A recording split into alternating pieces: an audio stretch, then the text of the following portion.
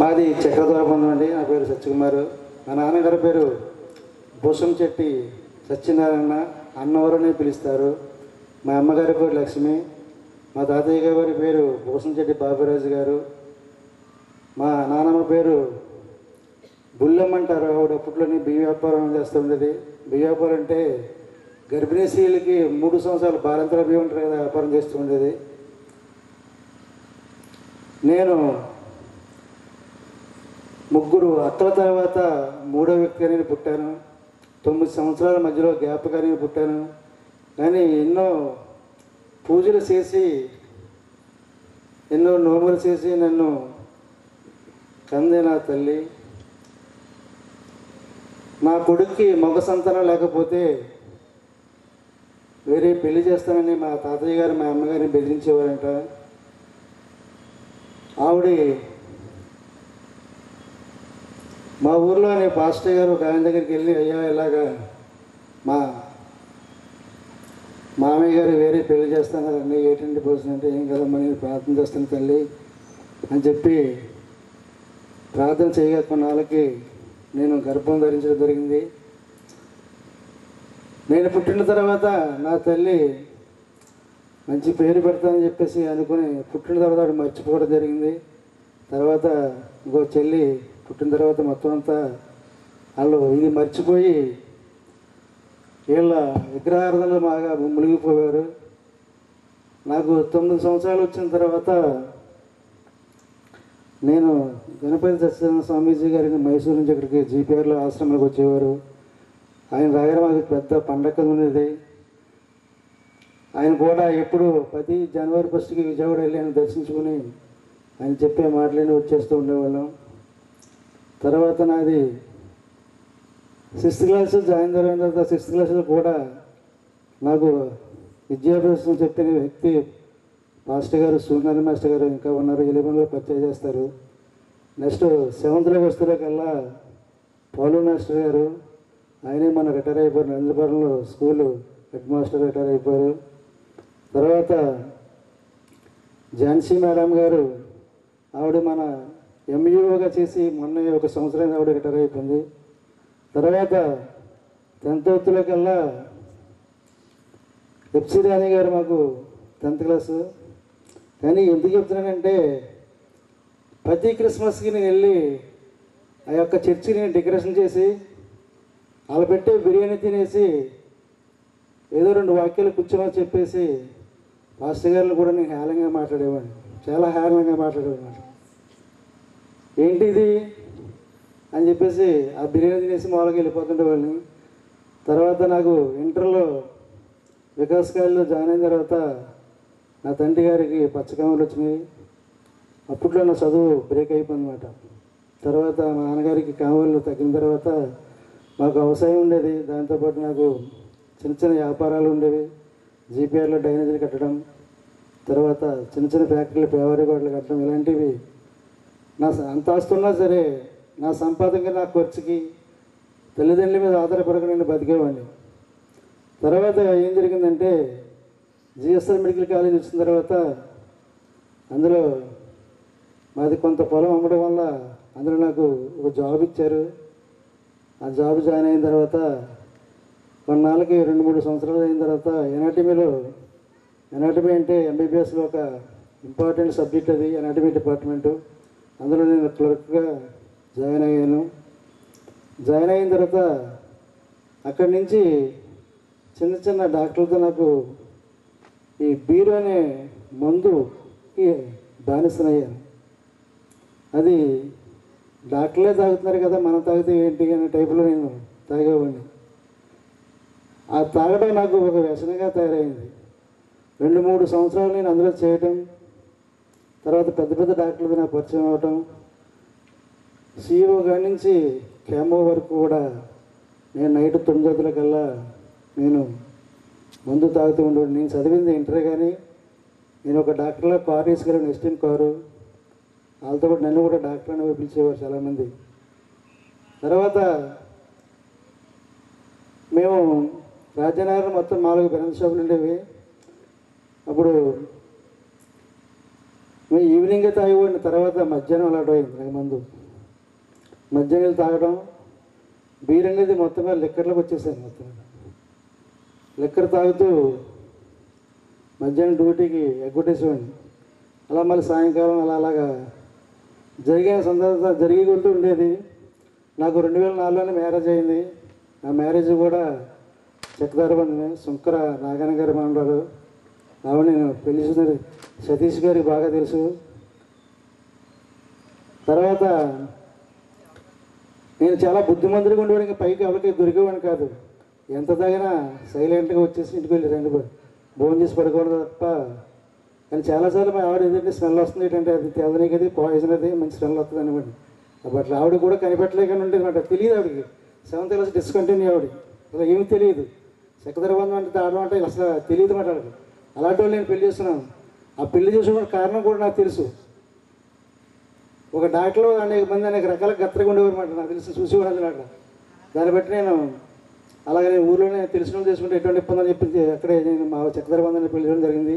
తర్వాత ఒకసారి సడన్గా బ్యాండ్ షాప్ గుమస్తా వచ్చి, సత్యకుమార్ గారు మీరు డైలీ మందు 5,000 6,000 ఖర్చు అయిపోతుంది కదా, మీరు ఒక షాప్ ఏంటంటే ఒక షాప్ అయితే మొత్తం 4 షాపులు వేద్దాం అని చెప్పేసి 2006లో 4 షాపులు పాడేసాను. పాడడం నాకు తెలియదు. సత్యకుమార్ గారు 18 లక్షల నుంచి షాపు మీరు టార్గెట్ చేయండి, సీల్ టెండర్లు ఇవి అని చెప్పిన తర్వాత సరే అని చెప్పి నేను కౌంట్ చేసి 18,06,000, 18,07,000, 8,000, 9,000 అని చెప్పేసి 4 కవర్లు సీట్ కవర్లు తయారు చేసి 5,000 రూపాయలు సెలనా కట్టి 4 కవర్లు ఇవ్వగానే అవి పట్టుకెళ్ళి అక్కడ కాకినాడ కలెక్టర్ ఆఫీస్లో ఇస్తే అక్కడ డబ్బాలు వేస్తున్నారు. మొన్నటి నైట్ ఒక్కోటి తీస్తుంటే అందులో 4 షాపులు కూడా నాకే తెలియక అవకాశం చెప్పేసి కొంతమంది నాకు ఫోన్ చేసి ఆ షాపులు నాకు ఇవ్వండి, మీకు లాభం ఇస్తాను, గుడివిలు ఇచ్చేస్తానని చెప్పి అనేవారు. ఇచ్చి అలా ఇవ్వనని చెప్పి నేను వ్యాపారం చేస్తాను అని చెప్పిన తర్వాత ఏం జరిగిందంటే 4 షాపులు నాకే జరిగేసినాయి. 2006లో అప్పుడు పంచాయతీ ఎలక్షన్ మరి బీభత్సంగా ఉండే పంచాయతీ ఎలక్షన్లు అప్పుడు తగిలిన తర్వాత అప్పుడు పైకి పిలిచారు నన్ను. అప్పుడు కలెక్టర్ గారు ఐఏఎస్ సతీష్ చంద్ర గారు, ఇంత చిన్న వయసులో అయితే నీకు బెంజో పాట శుభ్రంగా చదువుకోకుండా అంటే, లేదు సార్ మామూలుగా ఇలాగ చదువు మధ్యలో ఆగిపోయింది ఏదో వ్యాపారం సరే అని చెప్పి సంప్రదించేసాడు. తర్వాత షాపులు ఎలక్ట్ అయిన తర్వాత ఆ షాపులు ఏం పెట్టాలో నాకు తెలిసింది కాదు. నాకు కొన్ని బ్రాండ్లు తెలుసు. నాకు తెలిసిన బ్రాండ్ అలాగా కింగ్ ఫిషర్ బీర్ ఒకటి, మ్యాన్సన్ హౌస్, ఫేటర్స్ కావచ్చు, ఈ 4 బ్రాండ్లు తెలిసి నాకు ఏ తాగి ఉంటే ఆటలతో వచ్చి నేను ఈ తాగిన తర్వాత ఏం జరిగిందంటే నాకు షాప్కి 2 షిఫ్ట్లు గుమస్తాలు కావాలి. అంటే ఎనమడుగురు ఒక అకౌంట్ రాసే గుమస్తాలు 2 కావాలి. మొత్తం మీద 10 మందిని కూర్చోబెట్టి ఎలాగ ఈ షాపులు ఎలాగా చేయాలి అని చెప్పేసి అనుకున్నప్పుడు ఇలా చెప్పిన తర్వాత నాకు మొత్తం కానీ నేను షాపులు ఎలక్ట్ అయ్యి ప్రతి షాప్కి ఎంత స్టాక్ ఎట్లా కొడతాను నేను ఆటోమేటిక్గా నేర్చేయడం జరిగింది. నాకు ఇంకో పని ఎక్కడ ఏంటంటే మందు అలా బీభత్సంగా తాగడానికి కారణం, నా బ్రాండ్ పెట్టండి మీ షాప్కి మీకు 4 ఫుల్ ఇస్తాను, నా బ్రాండ్ పెట్టండి మీకు నాకు 5 ఫుల్ ఇస్తాను ఎవరు. ఈ 5 ఫుల్ నాకు ఒక స్కార్పియో కార్ ఉంటుంది. కార్లో వేసేసుకోండి. నాకు బ్యాచ్ ఉంటుంది, పెద్ద బ్యాచ్. ఆ బ్యాచ్ ఇవ్వంటే చెప్తున్నాను, తర్వాత మీకు చెప్తాను. వాళ్ళు తాగేసి ఇష్టం వచ్చినట్టు పెద్ద రౌడీ మొక్కలుగా ఉండేవారు నాకు కూడా ఎక్కడికి వెళ్ళాను. దాంతోపాటు ఈ రాజనగరం ఏరియాలో ఎక్కడ సారా అనేది దొరకకుండా నాకు స్పెషల్ పార్టీ కాకినాడ వచ్చేవారు 2 జీపులతో. కానీ చాలా ఘోరంగా బట్టి బాధపడేవారు వాళ్ళు మామూలుగా, ఏంటంటే వాళ్ళు ఇంత దారుణంగా చేస్తారని చెప్పేసి. ఆ తర్వాత నాకు 20 గారు ఫోన్ చేసి ఏంట్రా కుమార్ ఏం పని మన ఆపేరే బాగుంది మన నెక్స్ట్ ఎలక్షన్ వస్తుందని చెప్తే సరే అని చెప్పేసి నేను సరే ఇంకా నీ షాపులు చేయలేని మానేస్తానని చెప్పేసి నేను వేరే వాళ్ళకి గుడ్ విల్ ఇచ్చేస్తానని చెప్పేసి అనుకున్న తర్వాత ఒక ఆయన పెద్ద ఆయనకి గుడ్ విల్కి ఇచ్చేసిన జరిగింది. అక్కడి నుంచి నాకు మందు అలవాటు అయిపోయింది బీభత్సంగా. ఆ మధ్యాహ్నం సాయంకాలం 10 గంటలు తాగడం, 1 గంట ఇంటికి వెళ్తాం. 1 గంట మెలుగు వస్తే మళ్ళీ దేవంచూరు వచ్చేయడం, అప్పారావు రోడ్లో మంది తాగడం. అప్పారావు రోడ్లో ఈ 24 మంది ఉండేది అక్కడ తాగేసేవాడిని. అక్కడ తాగేసి మళ్ళీ ఉదయం పొద్దున వెళ్తే మళ్ళీ పొద్దున మళ్ళీ శివరింగ్ వస్తుంది, మళ్ళీ శివరింగ్ పెగ్గు అలాగ ఇంచుమించుగా నా జీవితం 12 సంవత్సరాలు ఈ మందు మహిళ ఉండిపోయిన తర్వాత ఒకసారి సడన్గానే నాకు ఎందుకు ఇక్కడ నొప్పి కింద వచ్చింది మాట్లాడండి. పోయిన సంవత్సరం ఇదే రోజులో నేను పెనాకిల్ హాస్పిటల్లో ఉన్నాను. లివర్ పూర్తిగా 90% డ్యామేజ్ అయిపోయింది లివర్. అప్పుడు ఏం జరిగిందంటే జిఎస్ఎల్ హాస్పిటల్కి వెళ్ళిన తర్వాత నాకు తెలిసిన డాక్టర్ చూసిన తర్వాత కింద నుంచి పైకి చూసి టెస్ట్లు అయిన తర్వాత ఇదేంటని చెప్పేసి నువ్వు ఎవరి జీవితం అంటే ఇలాగా నకిలీ భవానీ ప్రసాద్ హాస్పిటల్ చూపిస్తున్నానండి అంటే ముందు అర్జున్ గారు ఇప్పుడు నీరు పట్టుకెళ్ళు ఆయన సీన్ అర్థం అయిపోయింది మేడం, మొత్తం ఈ బతకడీలో ఇలాగే దారిలో వెళ్ళిపోతారని చెప్పేసి అక్కడికి వెళ్తే ఆయన ఈపీ హాస్పిటల్ జాయిన్ చేసి తర్వాత కేపీఎల్ హాస్పిటల్ ఇవన్నీ జాయిన్ చేస్తారు, జాపురంలో జాయిన్ చేస్తున్నారు. కానీ ఎక్కిస్తున్నారు. అసలైన గొడవలు పట్టించుకోవట్లేదు. బ్రెయిన్ స్కాన్ తీయ, షుగర్ చూడటం, బీపీ చూడటం, అప్పటికే 2-3 లక్షలు నొక్కేశారు. అప్పుడే నాకు తెలియకుండా తీసిన తర్వాత అప్పుడు ఇంకా తీసుకెళ్ళిపోయినప్పుడు నేను కోమాలోకి వెళ్ళిపోయానమాట. కోమాలోకి వెళ్ళిపోయిన తర్వాత మళ్ళీ తర్వాత వేరే హాస్పిటల్కి ఒక అతను తెలిసిన అతను మళ్ళీ డాక్టర్ అరుణ్ గారు అని చెప్పేసి అందరికి వెళ్తే ఆయన కొంతమంది వేరే టెస్టులు చేస్తే ఆయనకి కొంచెం రికవర్ అయిందన్నమాట. నరాలన్నీ మొత్తం అంతా పాయిజన్ అయిపోయిన నరాలన్నీ ఎందుకంటే రక్తం పొదులు ఇంకా మామూలుగా స్పిరిట్ వెళ్ళిపోయింది మొత్తం. బెడ్ అనేది లేదు నా దగ్గర. ఇంటికి వచ్చిన తర్వాత 2 రోజులు ఇంటికి పెట్టని చెప్పేసి పిచ్చి పిచ్చి మాటలు మాట్లాడతాం, తింగర శాస్త్రాలు, వాంతులు అవ్వటం, నాకు తెలియకుండానే మొత్తం చిన్న కుర్రలో జరగవలసిన పనులన్నీ మామూలుగా బట్టల్లో జరిగిపోతుంది. కానీ నన్ను చాలామంది ఇంట్లో వాళ్ళు, నా తల్లి అయినా, నా తల్లిదండ్రులైనా, నా అక్క అయినా, చెల్లైనా, నా తమ్ముడైనా, మన మరదలైనా ఎవరు నన్ను పట్టించుకున్నారు కాదు. చాలా హీనతగా చూశారు. కానీ నా భార్య మాత్రమే ఒక చిన్న చంటి పిల్లడు ఏ రకంగా పుట్టిన 9 నెలలు 6 నెలల పిల్లడు ఏ రకంగా అయితే చూస్తారో అదే రకంగా చూసుకుంటూ వచ్చింది. ఆ తర్వాత ఫైనల్గా ఇంకేం చేయాలంటే ఆయన డౌట్ వచ్చి రాజమండ్రి హాస్పిటల్లోకి మళ్ళీ జాయిన్ చేశారు. జాయిన్ చేసిన తర్వాత మళ్ళీ మొత్తం అంతా మళ్ళీ గోదావరి స్కాన్లో మొత్తం స్కానింగ్ చేసిన తర్వాత ఇది లివర్ డ్యామేజ్ అయింది, ఇక్కడ పని అవ్వదని చెప్పేసి అనుకున్న తర్వాత, కానీ గొప్ప విషయం ఏంటంటే నాకు తెలియకుండానే 10 సంవత్సరాల ముందే మా ఆవిడ రక్షణ తీసేసుకుంది వస్తున్న మినిస్టర్లు. ఆ విషయం నాకు తెలియదు, అసలు నిజంగా నాకు అసలు ఏం తెలియదు. కానీ మా ఊరు సంఘస్థులు మాత్రం, మా పాస్టర్ గారు, మా సంఘస్థులు చాలామంది ప్రార్థన విపరీతంగా చేసేవారు. బీభత్సంగా ప్రార్థన, మోకాళ్ళ ప్రార్థన, కన్నీటి ప్రార్థన చేసేవారు. కనీసం మంచినీళ్ళు కూడా ముట్టకుండా ప్రార్థన చేసేవారు పొలకుండా. అది నాకు తర్వాత నాకు చుట్టుపక్కల జనాలు చెప్పారు, నాకు నీ బతికింది, నువ్వు బతికి ఇలా బతికి ఇలాగ నువ్వు ఇలా తిరుగుతున్నావు అంటే దానికి కారణం వెనకాల చాలా ఉందని చెప్పేసి కొంతమంది చెప్పేవారు, కొంతమంది వేరే రకంగా చెప్తుండేవారు.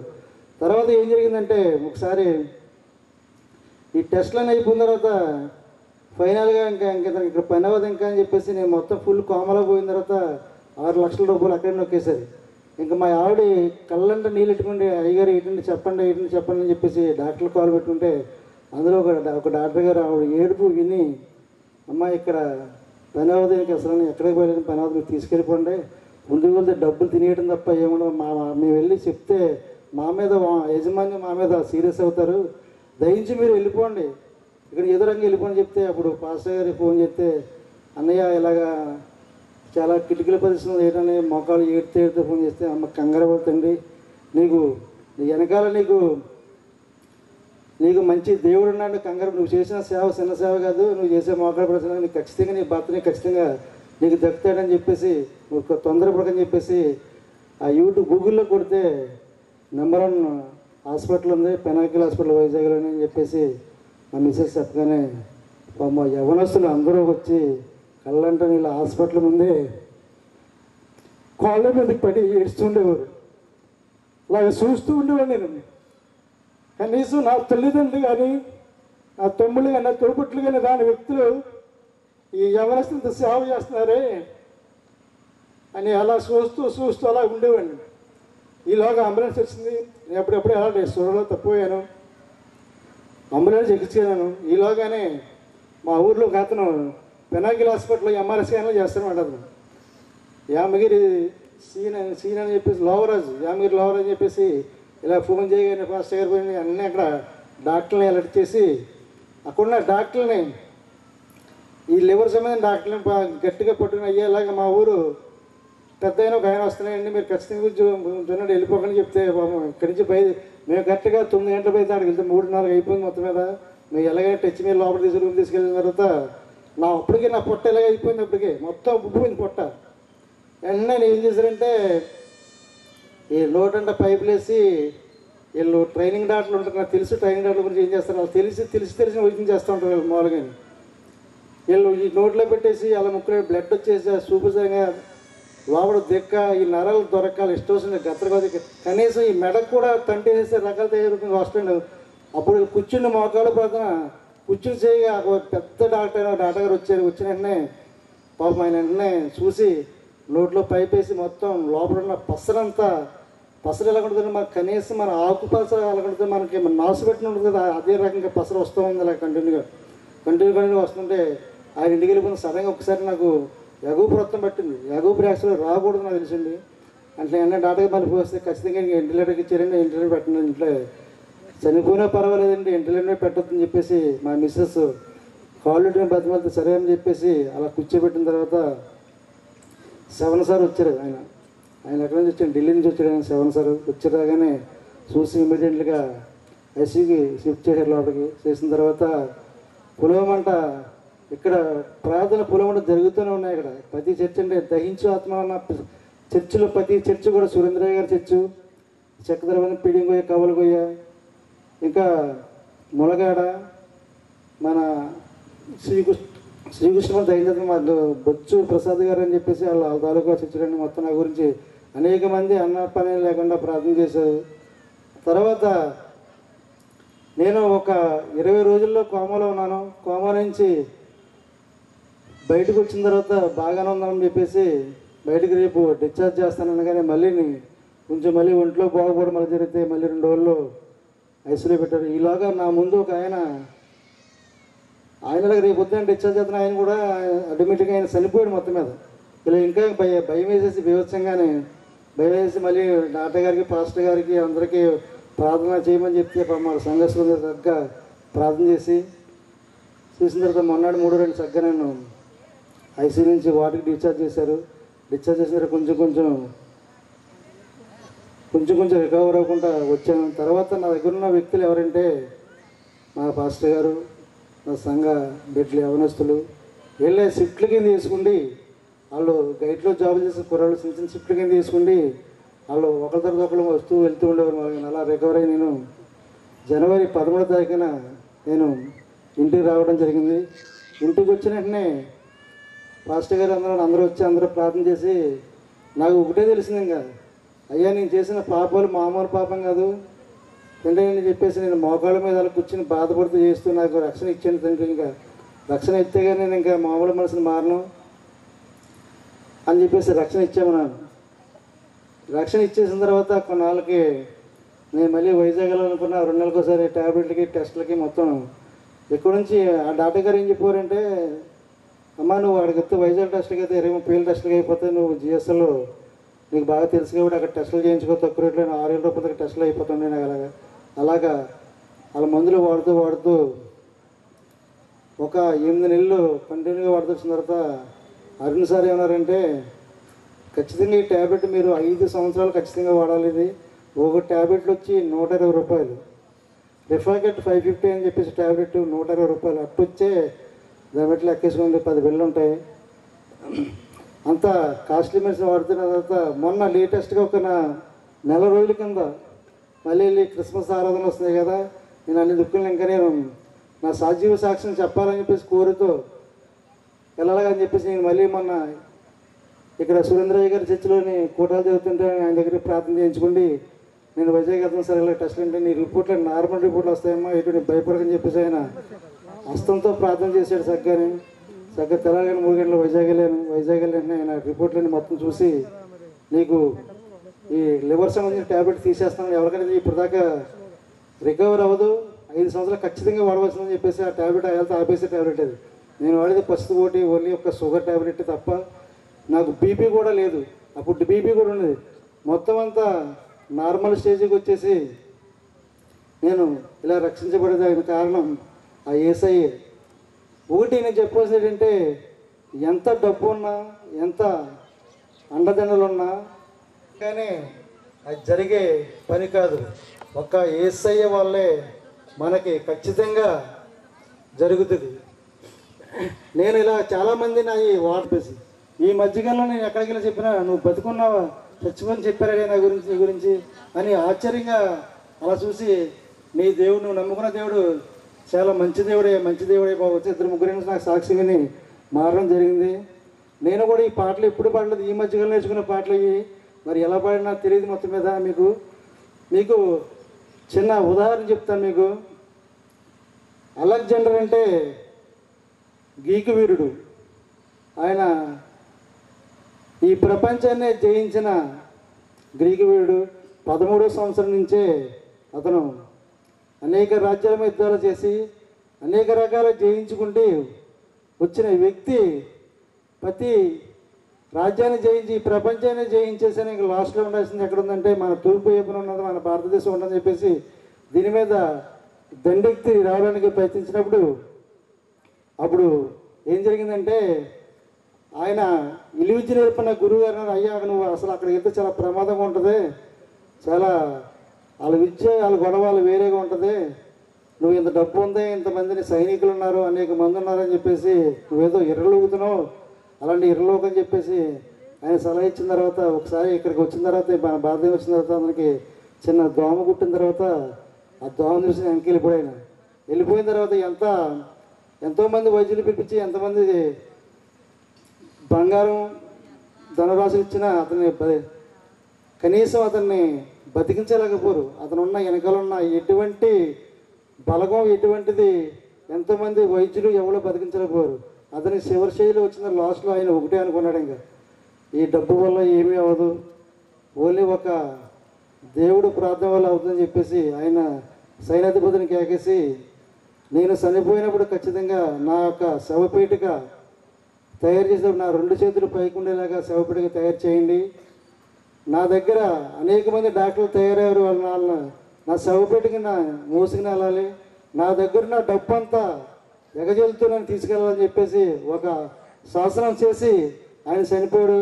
అదే రకంగా అతను ఏ రకంగా చెప్పాడో అదే రకంగా అతని చేతులు 2 పైకెట్టి అదే డాక్టర్లు అతన్ని శవపేటకి మోసుకెళ్ళడం, అతన్ని ఈ వజ్రాలు బంగారు జల్లుకుంటూ తీసుకెళ్ళి ఒక సమాధి చేసిన తర్వాత దాన్ని పైకి చేతులెట్టు వాళ్ళు పెట్టడం కారణం ఏంటంటే మనం పుట్టినప్పుడు ఏ రకంగా ఉంటామో పోయేటప్పుడు కూడా ఏమి పట్టుకెళ్ళమని చెప్పి దాని అర్థం. కానీ లాస్ట్కి 33 సంవత్సరాల వయసుతో క్లోజ్ చేస్తారు, చనిపోయాడు అతను చనిపోయిన తర్వాత వాళ్ళ సామ్రాజ్య రాజులు మొత్తం అంతా తీసేసుకోవడం జరిగింది. లాస్ట్కి భార్యను కూడా చంపేశారు ఆ డబ్బు అహంకారంతో. డబ్బు మనం ముఖ్యంగా కావాల్సింది, ఖచ్చితంగా మనకు కావాల్సింది ప్రేమ, యేసయ్య ప్రేమ. ప్రేమ అంటే మనకి ఏదైనా కష్టం వచ్చిందంటే మనం కనీసం మోకాళ్ళ ప్రార్థన చేసుకున్నాం అనుకోండి, నైట్ కష్టం వచ్చినప్పుడు శుభ్రంగా తెల్లది మోకాళ్ళ ప్రార్థన చేస్తే మన కష్టాలన్నీ పొద్దుటి లీతులకు వెళ్ళాలని మబ్బులా గిడిపోతాయి.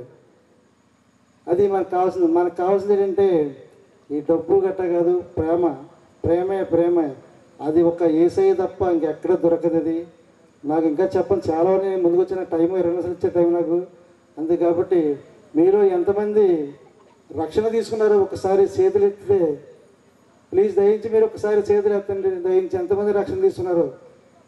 ఓకే, మీరు రక్షణ తీసుకున్నారు. మీరు ఎందుకు రక్షణ తీసుకున్నారో మీ దగ్గర ఇంకా రక్షణ తీసుకున్న వాళ్ళని మార్చండి. అలా మారకపోతే కనీసం మీరు మోకాళ్ళు చేసి మార్చండి. వాళ్ళ గురించి ప్రార్థన చేయండి. ప్రార్థన ఖచ్చితంగా ఆదివారం అనేది ఖచ్చితంగా వస్తుంది. ఖచ్చితంగా ఆ రోజు మీద ఖచ్చితంగా మీరు చర్చి ఖచ్చితంగా వెళ్ళాలి. కదండి మనకి ఎంత డబ్బు ఉన్నా డబ్బు మనకు కూడా రాదు. నేను తెలుసుకుంటే నేను దగ్గర పొలం ఉంది నాకు సింగిల్, ఇది ఎటువంటిది ఏం కాదు. కనీసం నా సాక్ష్యం వల్ల కనీసం ఒక్కరైనా మీరు నా సాక్ష్యం సజీవ సాక్ష్యం మారితే నేను చాలా ఆనందిస్తాను. యేసయ్య ఈ చిన్న సాక్ష్యాన్ని దీవించుగాక. హల్లెలూయా.